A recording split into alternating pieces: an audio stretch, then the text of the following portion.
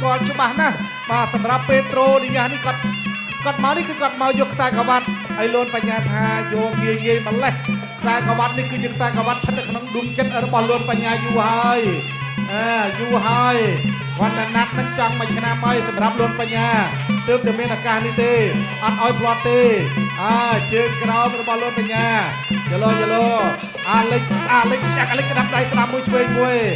អាលិចបច្ចុប្បន្នវ័យ32ណាធាក់ទុបមួយសិនដើរចូលក្តាប់ដៃរបស់បញ្ញា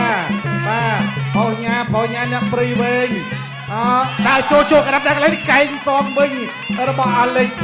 បាទមានអាលិចសេសាន់ឆេសទេអាលិចពេត្រីយ៉ាអាយចូលកែងកន្លែងនេះអាយ៉ា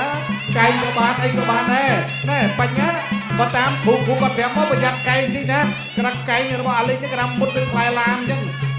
បញ្ញាទាំងអត់ទេចូលចិត្តរឿងផ្លែឡាមហ្នឹង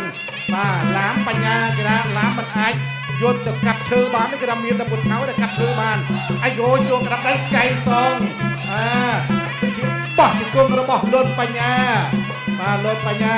ចូលក្រាប់ដៃខោម្ដាយកន្លែងនេះមួយសិនបាទចូលម្ដាយរបស់លុនបញ្ញាទីដើម្បីទៅលើក្បាលពោះធាក់ទុកមួយចាប់ជើងយកក្រាប់ដៃឆ្វេងមួយតាមមួយអាយ៉ាចូលកន្លែងនេះលឿនណាក្តាប់ដៃរបស់គាត់ឃើញមួយតែមួយធ្ងន់មួយតែមួយធ្ងន់អាយយបញ្ញាប្រយ័ត្នតិចណាបញ្ញាថាអត់អីទេបងគ្រូក៏បានប្រាប់ដែររឿងប្រយ័ត្នហ្នឹងធាក់ទុកមួយសិនកែងអូយកែងមួយហើយបានចិត្តធ្ងន់បញ្ញាលើកក្រោមកែងរបស់លូនបញ្ញាកែងរុះតងវិញរបស់អាលិចអាយ៉ាមច្ឆាក៏វិញខ្លួននេះអត់ទៅទេ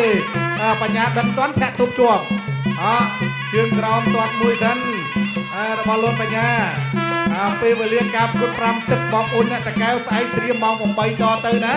អ្នកដឹកក្រុមដូនកៅខេត្តតាកែវដើរចូលចាប់កន្លែងនេះជាប់ជង្គង់របស់អាលិចបញ្ញាកំពុងតែសេរីស្រង់នេះជង្គង់កន្លែងនេះអត់ដល់កែងរូមួយរបស់បញ្ញាអាយយកែងយើងឃើញតែអត់អីទេដើរចូលបន្តទៀតដើរចូលបញ្ញាអាយក្បាច់កន្លែងនេះគេថាដាក់តាក់